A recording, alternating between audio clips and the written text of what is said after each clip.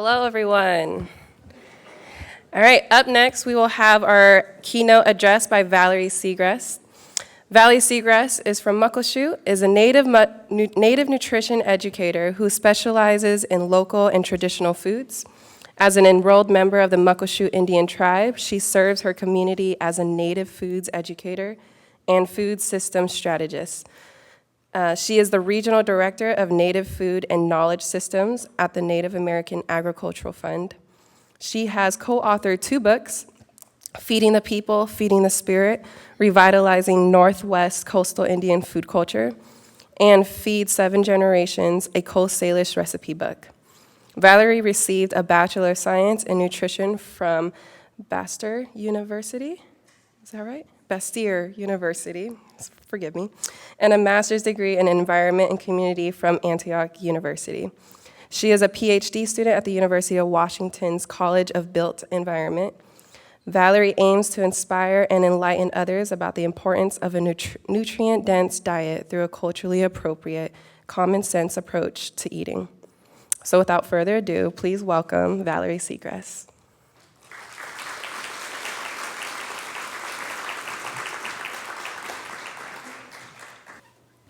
Good morning. There you are. There's some Muckleshoots in the back, the far left of the room there. Hi, wave to everybody. Hello. So it's so good to be here, and I wake up at about 10 a.m., so bear with me. But I love to tell the story of my community and the work we're doing because I'm very proud of it. And so that will be my caffeine and driving energy for the morning. I came actually into education and spent about the last 5 years really working with my community on culturally significant educational interventions in informal learning spaces, and then in the last year and a half or so, really working within our educational programs to fold in environmental learning concepts, historical ecology concepts, and this all started because I was a nutritionist. So I always think it's kind of funny to have found my way into that place, and now I'm returning more towards food system strategy work, which is what I really went to school for.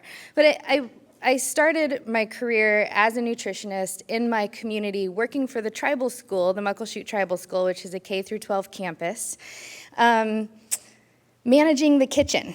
And at the same time, I had this part-time job where I would travel to Elma and teach at the Northwest Indian Drug and Alcohol Treatment Center. And I was really lucky to have mentors who taught me how to show up in spaces and teach about our culture in appropriate ways. Not necessarily like how I'm going to do here today, where I'm more storytelling, but standing here telling you about things, but how important it is to get outside, to breathe, the beautiful air in, to witness the growth of these beautiful ecosystems, and that for a long time, since time immemorial, that is how our people learned.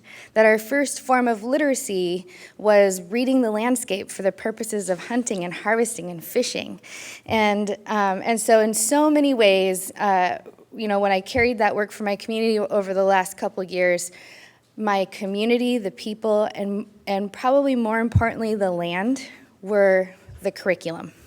And really, it was about creating spaces and instilling the confidence in our teachers and educators in the community to feel comfortable, like my comrade Cinnamon would say, who you're going to hear from later on today, feeling comfortable carrying scissors with kids outside, because that's really scary, right?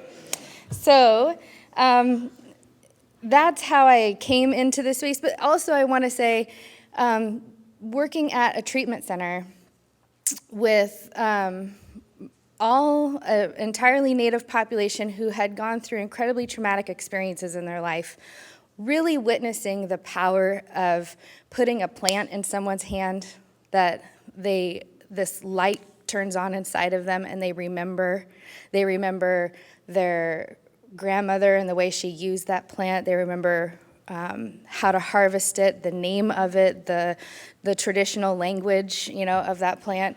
That was, for me, something I yearned to find every single day in my career. I wanted to see that light turn on inside of people. And sometimes it can be as simple as a cup of tea, but really what we're talking about is helping our communities and our members remember who they are and where they come from.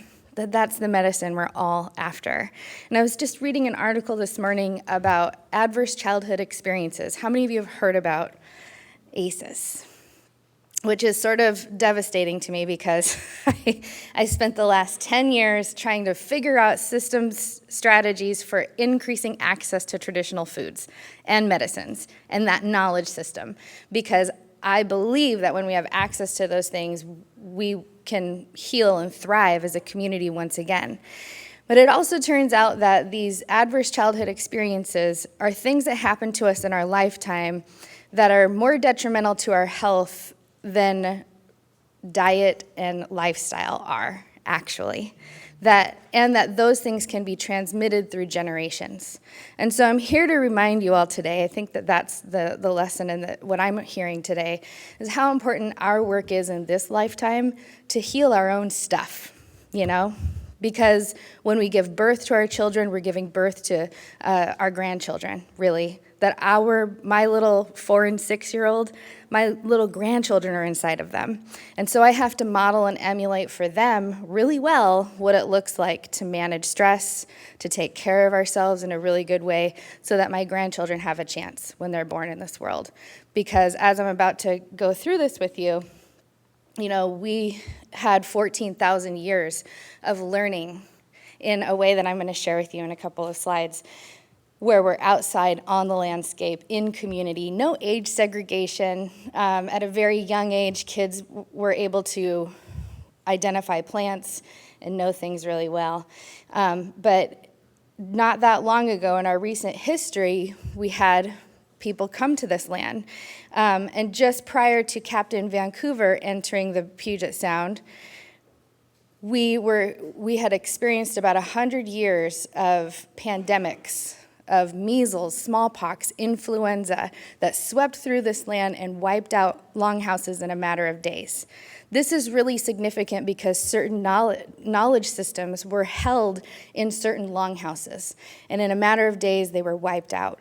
So that's similar to libraries being burned down, all of them in the world going away. Or this morning we wake up and get on Google and it doesn't work anymore. The World Wide Web, gone. Dr. Google, what would I do without you? So, if you can imagine like that severing, and that was the first sort of collapse in our recent history of our knowledge systems here, that happening. And so when Captain Vancouver enters the Salish Sea, he took really great notes in his journal about what he saw here. And he reported seeing a land that seemed to be untouched by man. But what he didn't know is he was looking at very well-maintained forest gardens and lily bulb prairies and huckleberry meadows and clam gardens, that people not only organize their life around these food systems and organize their knowledge system around it, but for the purposes of hunting, harvesting, and eating and sustaining themselves on this land, but also tending. Things weren't just taken, they were tended to very well. He also wrote about entire villages that seemed to be deserted. And there are two different perspectives on that. Number one, we had seasonal village sites. So people might be at a shellfish camp harvesting clams and then move up, to the mountains to harvest high mountain huckleberry during that season because that was what was available at the time. But also that some of these villages had been completely wiped out by the pandemics that swept through the land. Then came this wave of pioneers. So at that time, just to remind you, this was the Oregon Territory. It wasn't Washington State, and it wasn't even a part of the U.S. government. So in an effort to make this region part of the U.S. government, they encouraged people to move out here, awarding in a Land Claim Grants Act over 300 acres per person, 600 acres for a married couple. So in a matter of a couple of years, millions of acres of the Northwest were granted to future American citizens. And as you can imagine, that created a lot of tension in between my ancestors and newcomers to this land. That's called the Donation Land Claims Act. And then in 1855 and 56, Governor Isaac Stevens had the charge to get treaties signed here. There was a lot of tension. Violent wars erupted, actually, very famously in our history from the Puyallup area, Nisqually, Muckleshoot. We were all involved in it because we had this sort of hot spot of people focusing their efforts right here into our territories. And, you know, in 1855 and 56, that was the time when, I heard somebody say it so eloquently last week, that was when we made a agreement to trade land for the right to practice our culture. And that at that time we gave up, as tribal communities, we gave up all we really needed to give. So when we're looking at, you know, a time when we see efforts like Save Our Sound and, you know, the last salmon run possibly coming up the rivers in our generation, we are still relentless advocates for that just because we care so much for those foods, that our traditional foods are not just commodities, that they're our greatest teachers, and that they teach us how to live and be advocates for the land. So the treaties, and then we have Indian boarding schools, probably the most horrific part of historical or recent history. And in a matter of just 60 years, over 600,000 Native children were taken from their homes, if you can imagine that knowledge system being severed, removed and raised up in these boarding schools. And taught for the first time probably ever, you know, what Western education looks like. Sitting at a desk, reading black and white, regurgitating and memorizing information, age segregation, very much militarized. What they were fed at that time, too, altered the taste buds of our people for several generations. It was a diet that was inspired off of army rations, high carbohydrate, poor quality fat, refined sugar, sitting and eating fast. I'm a military brat from all of the men in my family have served in some war since the American Revolution, and I have witnessed in every generation, and even in my brother, who wasn't, he's just like me, a child of the military, the poor eating habits of sitting down as if we are in boot camp and eating for 30 seconds because that's what you get. And the horrible health hazards that creates on our guts and our nervous system. And I'll talk in a little bit about how, you know, that's not how our traditional diets ever were. We were to cook and eat with good intention. And that's a practice that's just as applicable today as it was generations ago, right? Like, let's not listen to impeachment hearings while we're making dinner tonight, everybody. We got to put all that good medicine in it. I had to learn to turn democracy now off. Because when we offer food to people, it's one of the most holiest things you can do. You know, when you have a stranger in your home or someone's sick, you give them food. And so you want to put your best intention into it, but also while we're eating that food, we need to be thinking really good thoughts and reminding ourselves that we're pitiful humans who require food to exist on this planet. And so we should probably, like, we can't do the magic things that plants do, you know, where they can, like, take microbes and beautiful minerals up from the soil and produce vitamins from solar energy and then give that to other people. We don't do that. We need them to do that. That's why they're called essential nutrients, because we need them to live. And so, anyways, you know, this is really important, an important history to go through. I'm going through it very briefly because I'm already running out of time. And because in order to treat the cause of things that you're going to be facing in your classrooms or in your life, we have to all see ourselves as health practitioners and open up our classrooms, these learning spaces, as opportunities to heal. And so we have an Indian Citizenship Act when Native people actually got the right to vote in 1924. In 1930, the food distribution on Indian reservations arose out of initially the Department of Interior, and now it resides, and it was called the Commodity Foods Program, and now it resides in the USDA.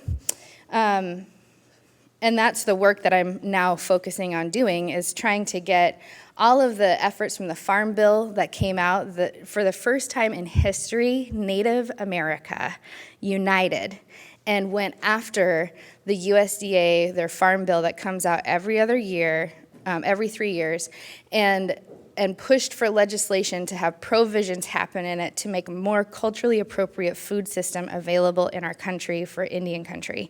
And we got 84 provisions, which is huge, and a testament to what can happen when we all unite for a good common purpose. One of the things that came out of that was that we can now, it used to be that commodity foods would just arrive, and it would be something like a can with a pig on it or something.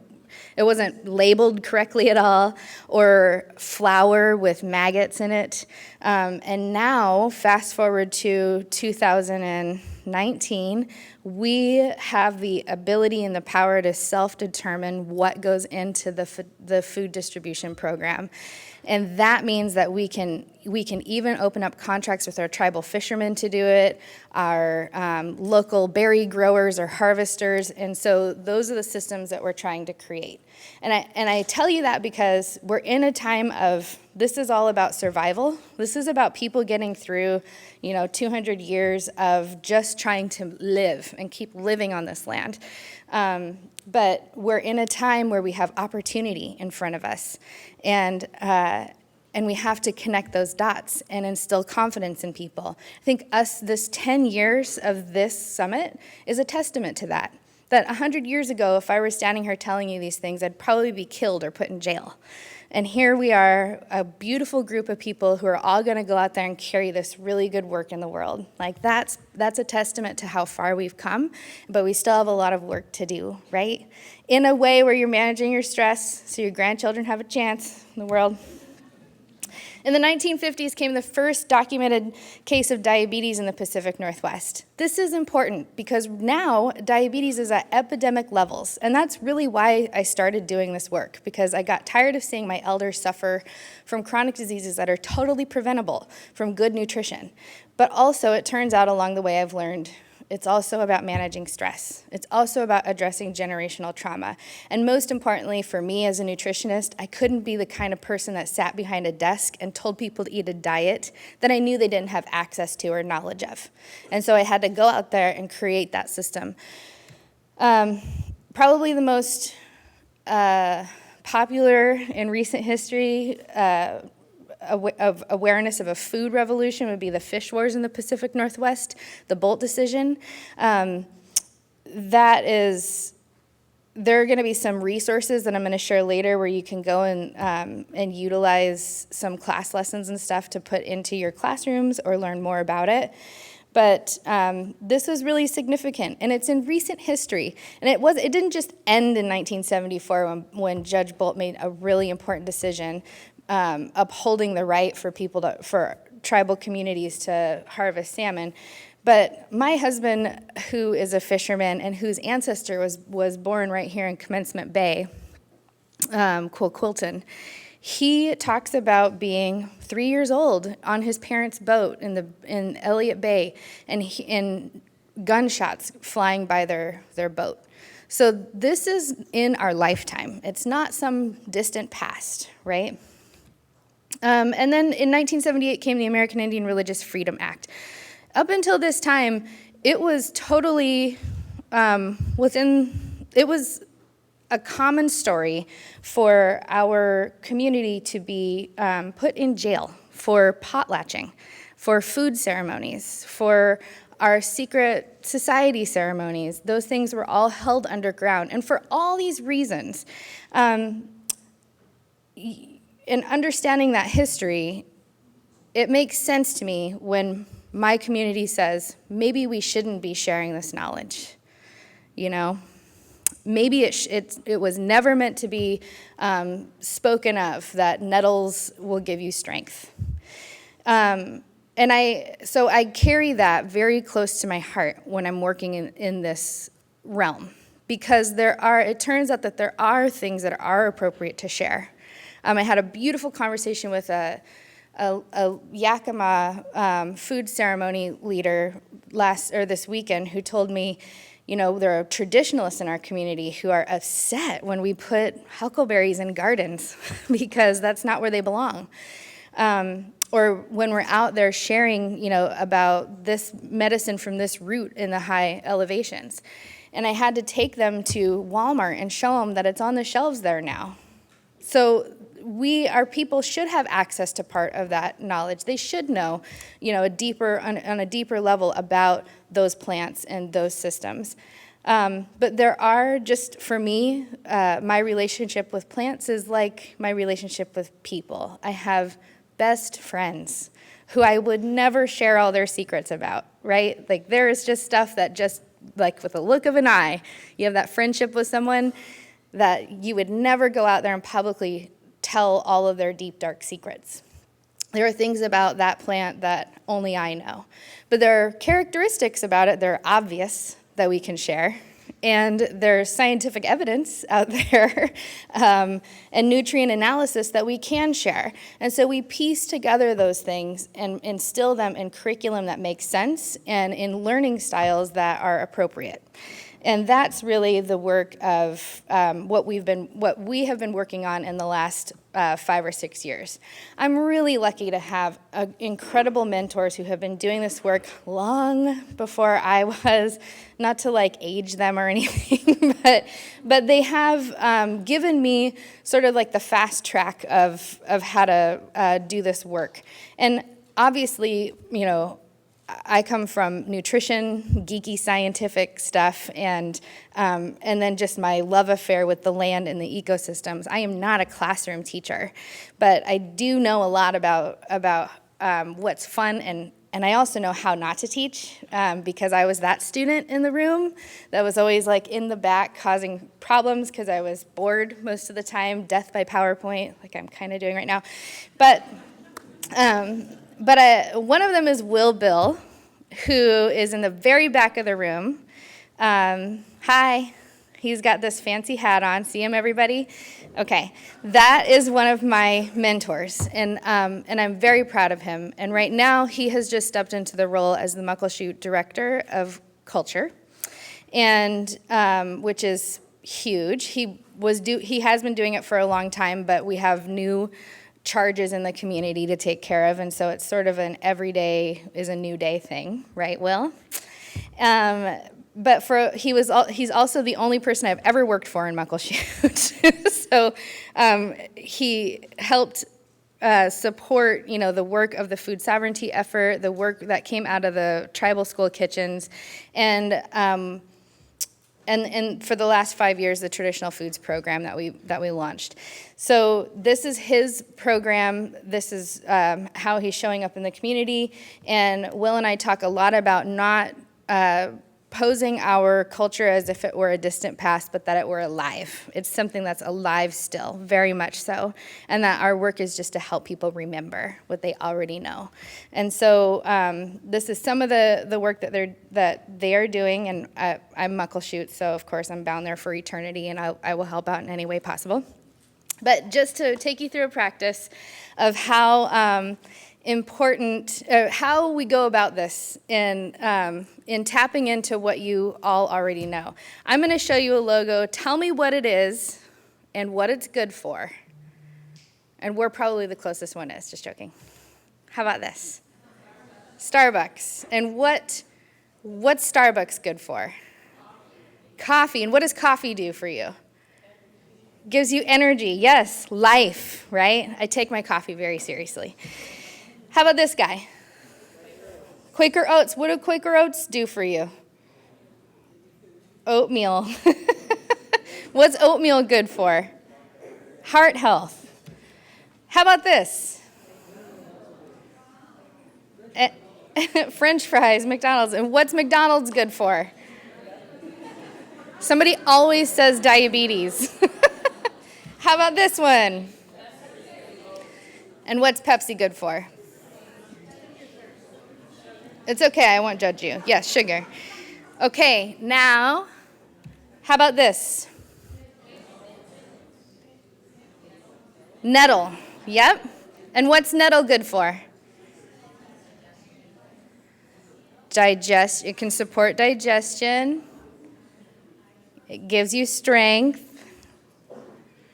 So nettle's high in calcium, iron, magnesium, phosphorus, all the things our body uses to build blood. And it has an affinity to the kidney and the liver, so it gently detoxifies.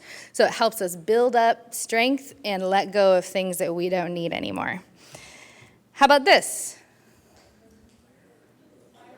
Fireweed. Yay, who's getting the prize today? Somebody said. And what's fireweed good for? Yeah. Who else? Fireweed is one of the first plants to populate after a fire has hit the land. After Mount St. Helens blew, fireweed was the first plant to return. So it sort of is like healing to disturbed soils, but it also is really good for, you could drink it as it makes a beautiful tea, very flavorful. Bees love it. I like to leave the flower and just strip the leaves off so the bees still have something to eat. Maybe sometimes I'll harvest the flower to make it beautiful. It helps with gut irritation. It's soothing to the guts and is high in minerals. And it's big medicine in Alaska all the way down to where our territory is. Wherever it grows, people use it. How about this one? Cedar leaf. And what's cedar used for?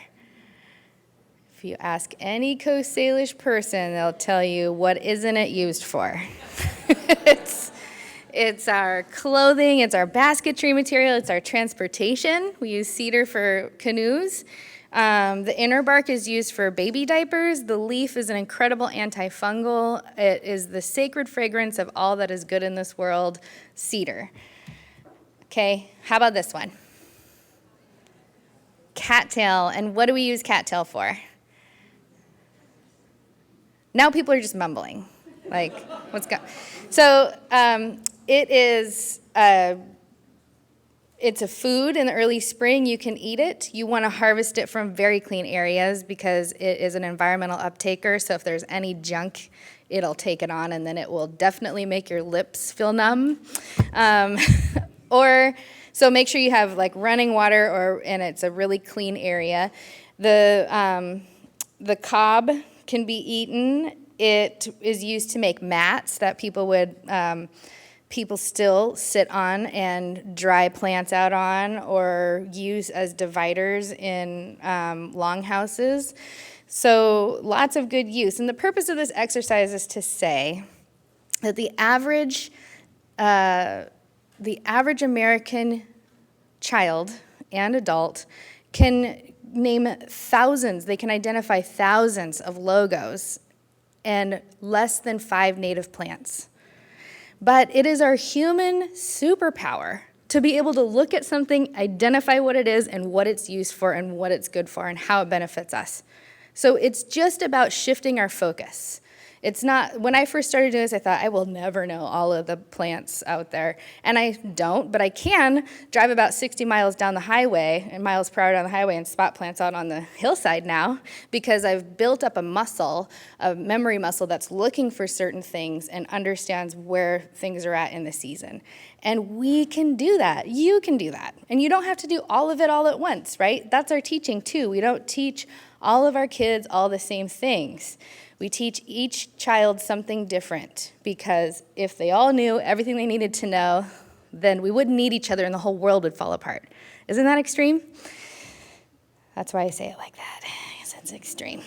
So, on the note of cultural ecosystems, in our curriculum here, what we do, what modern scientists have done very well, and what John Muir and the environmental movement have done very well, which I have a lot of respect for. My wild women of the woods aunties would be upset if they knew that I was talking bad about the environmental movement, which I'm not.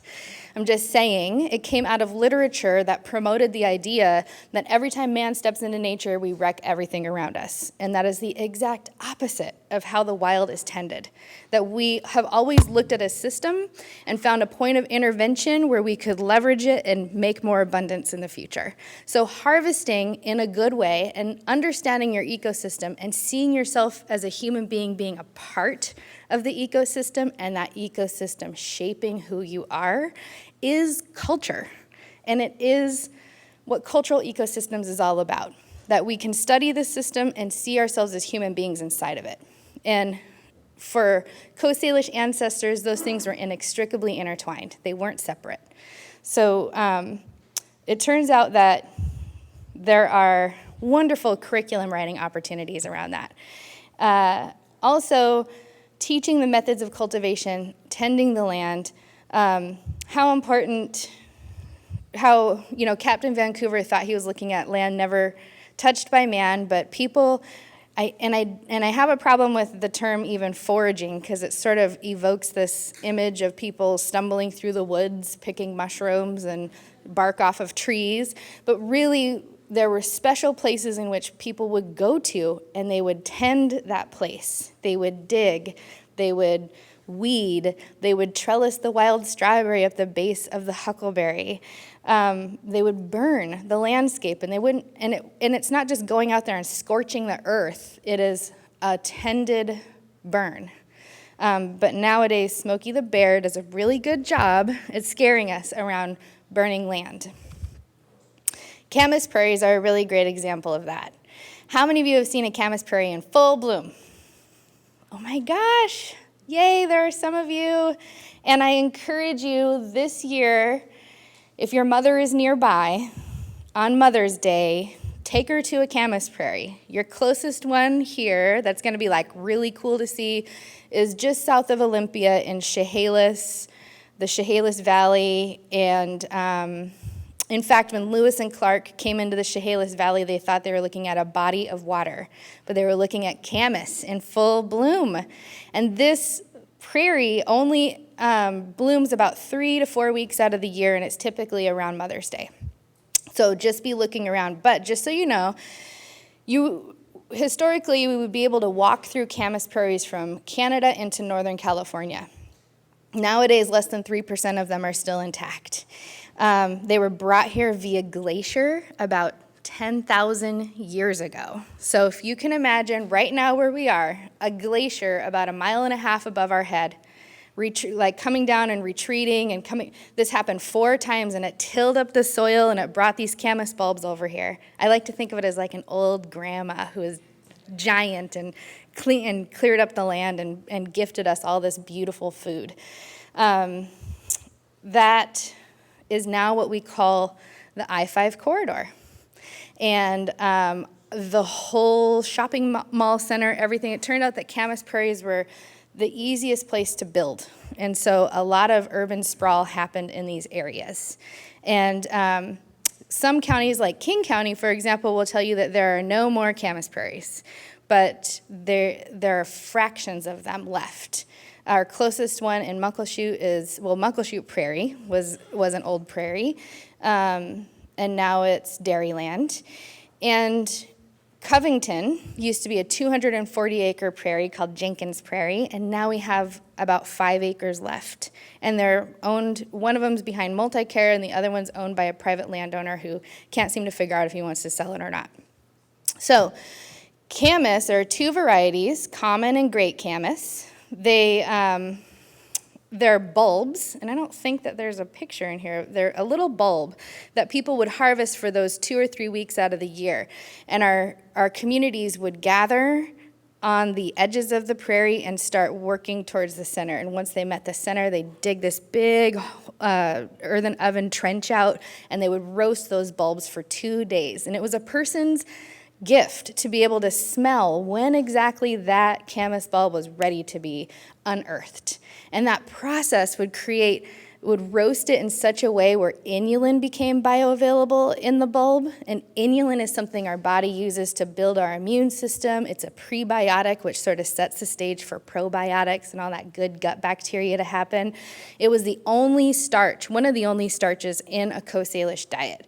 So, and if you think about it, it's like a lot of energy you had to put in to get that little piece of easy energy out, which is what a carbohydrate is. And so, there were also other significantly important plant species like chocolate lily, which is one of my favorites. It's also called rice root. And this is important because if you don't harvest chocolate lily, every one of those little pieces of rice-looking things on there are actual seeds. So if you don't pop it out and spread that seed around, it can't spread out and it can't keep growing. It requires human intervention. That's how prairies actually continued to exist. Because not only did we harvest them, like by popping the bulbs out and pulling out the largest bulb, we'd have this opportunity for the bulbs to get bigger and spread out, all the small ones, we'd push those back in. And it takes 3 to 5 years for that bulb to get to full growth.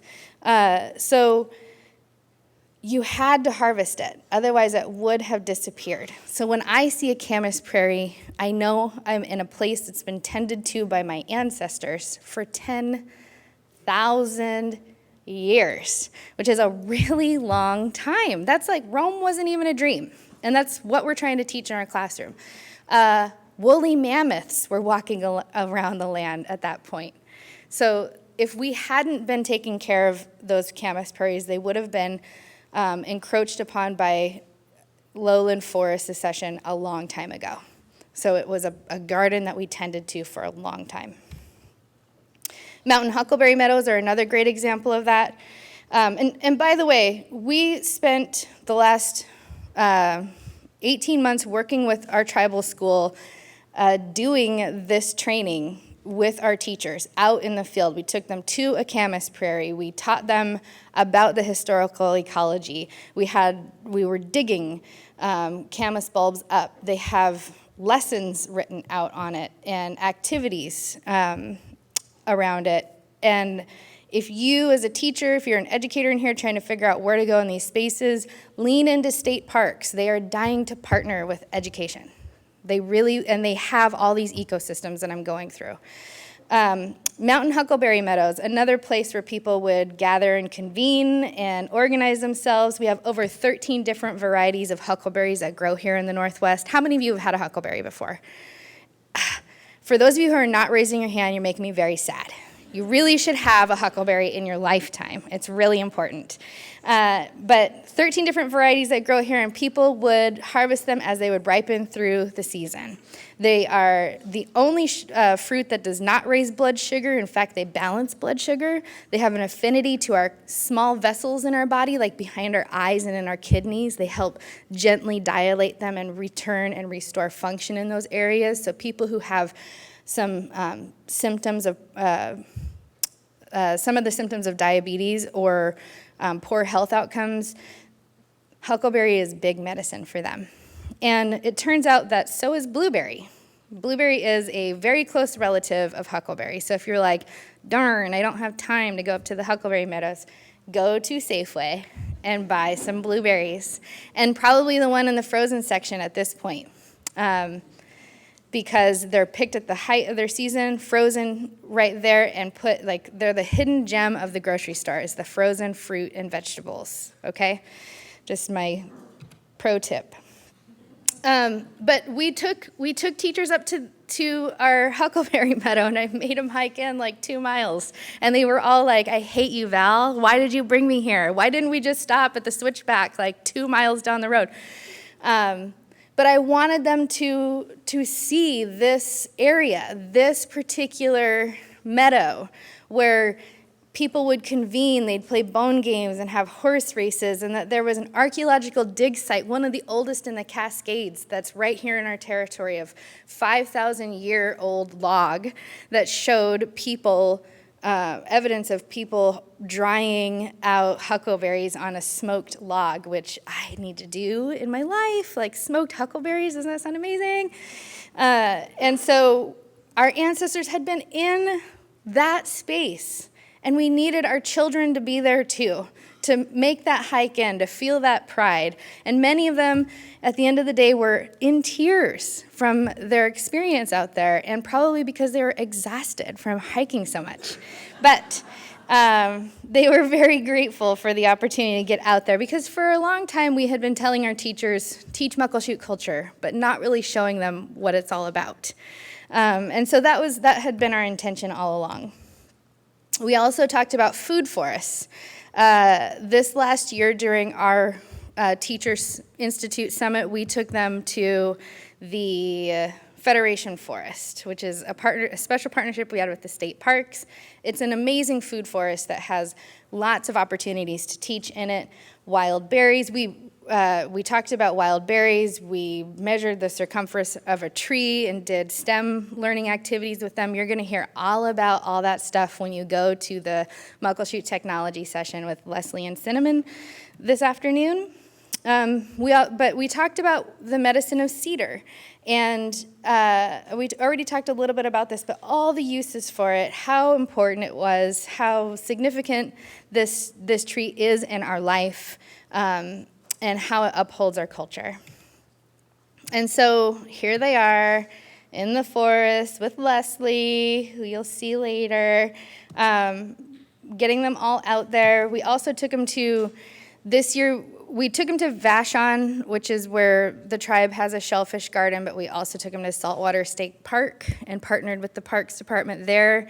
They were great. We had all kinds of activities going on, brought them out in the canoe, and we talked about the importance of shellfish and how just 3 clams have the same amount of iron as an entire steak.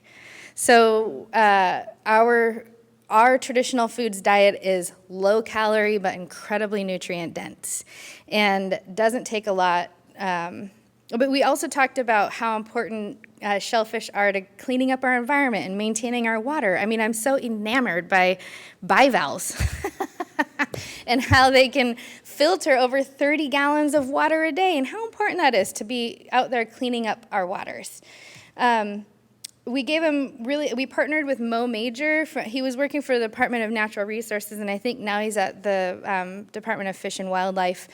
But he was the one who brought Clam Gardens to my attention in the first place, and how historically we would manage those shellfish gardens by pushing boulders down at a low tide and creating a terrace, and then that terrace wall would be seeded with clams, and it would make it really easy to just sort of stand there and pick clams right out instead of like digging and sushiing everything, because I'm that clam digger. And that these gardens were tended to for a long time. And so we talked about that. And here is our Muckleshoot educators in the canoe with Mr. Willard Bill, just so that when our children come back from summer school and they start their school year and they start telling us about what they were doing all summer, and they say canoe, we're in the Canoe Journey, we were involved in that, our teachers know exactly what that feels like, and they can connect, and they have a story to share with them about it. We also did a lot of traditional technologies. Look, my video's working, yes! I worked on that all day yesterday. I'm so proud. This is my proud moment. So talking about the incredible, this is not just arts and crafts, although we're very gifted at that. It's also about engineering and technologies and science and mathematics. And so really pressing all of those teachers in our school to build out lessons and feel inspired to be able to do that based on plant materials. And this video you're seeing this is the geekiest thing you'll probably hear me say all day. I love watching water boil. It's incredible when it's in a bentwood box. So it's this cool design of just a flat cedar plank that's been carved in such a way where it can roll upon itself. There's nothing like it in the world. We brought a cedar box for you to look at today. Thank you.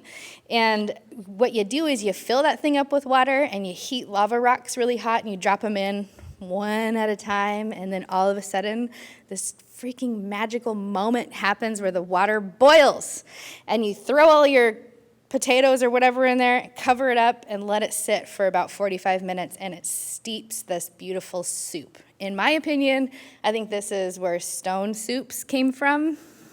And I also think that we were probably the first people to invent clam chowder, and this is how it was made. So really fun to watch. It also boils just as fast as a pot of water on the stove, by the way. So what are we trying to get at? That culture and place and identity are all wrapped up. And that when we do culturally based field experiences or curriculum, that we have the, and we give teachers a chance to be immersed in this and have the ability to not just like be out there trying to learn while they're managing kids with scissors in their hands, but that they have the space to be able to reflect and think about and feel inspired by the landscape around us. Amazing outcomes happen. And one of my mentors passed away several years ago. His name was Hank Gobin from Tulalip, and he talked a lot about cultural continuity, and not that we're necessarily reclaiming something, but that we are rediscovering what we already know and remembering what we already know, and that for Coast Salish people, our foods and our medicines are our mental, social, physical health. And that for us to be out and active on the landscape in pursuit of wild game or fishing the rivers or digging bulbs or harvesting medicine with good intention, that is the medicine, that when we're doing that, we're gifted with memories, not just like new memories, but also memories of a distant past. That I don't, and he would press me to remember that we don't subscribe to the loss, but the strength that's in front of us right now. And that this knowledge system is like a bank that's accessible at any moment. We just have to open ourselves up to it. We have to understand our human superpower to be able to look at something, identify what it is and what it's good for, and make that shift happen towards the environment and the things around us and how we can be better people as a society. And that is when we're gifted with that knowledge again, that it will always be here for us. And so in order to do that, we can create, live a life where Hank would say, encourage and empower people. My girl, it's so easy. All you have to do is go out there and lift people up. And he'd tell me that over and over and over again. To educate and remember what we already know.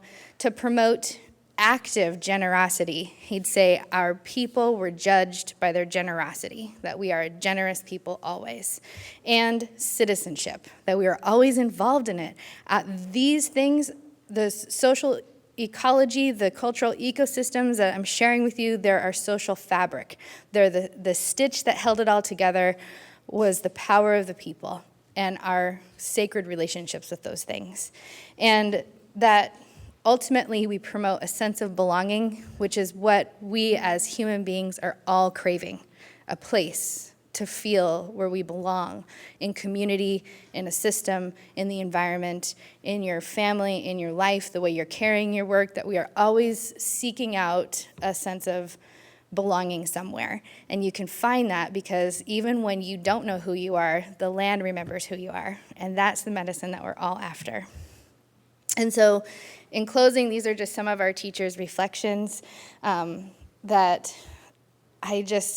we did embedded research through the whole thing and got to pull out these beautiful quotes from people like, learning begins with traditional and hands-on learning experiences. Yes, let's not just talk about it, let's go get our hands dirty. Going outside and using all of your senses. As a human being, don't we need to connect to that a little bit more? That culture is the medicine and that it brings people together. And that it was great to be outdoors and getting out, learning and using the plants, the tradition and history with community members, and even including biologists, that it was all about working together and being a part of it. And that is really the work that we're all charged to do in this lifetime. So, if you need some, oh my God, I forgot about this. So there are some resources. The Cedar Box Teaching Toolkit, you're going to hear more about that today. We also created a health campaign of healthy beverages called Native Infusion, Rethink Your Drink. It's a whole curriculum that comes with it. The Since Time Immemorial curriculum, that's for free on indianed.org. Native Knowledge 360, this is the one that has all the fishing rights and bolt decision lesson plans in it. It's at americanindian.si.edu. It was a Smithsonian partnership. And what else? I'm blasting out Will Bill Jr. So if you need any contacts and want to know how to do all this beautiful work, you should ask him. Just joking. I will help you out, Will. And then to order any of the recipe books which, by the way, all the books that I got to co-author happened right here on this campus. So this is a really special place to me as well. But you can order them through chatwinbooks.com/Indigenous Health. And that's all the time I have. But I'm so honored to be here, and I'm so proud of every one of you for the good work you're doing, for showing up here today to be in like community and think about this stuff. Have a really wonderful day, and thanks for having me.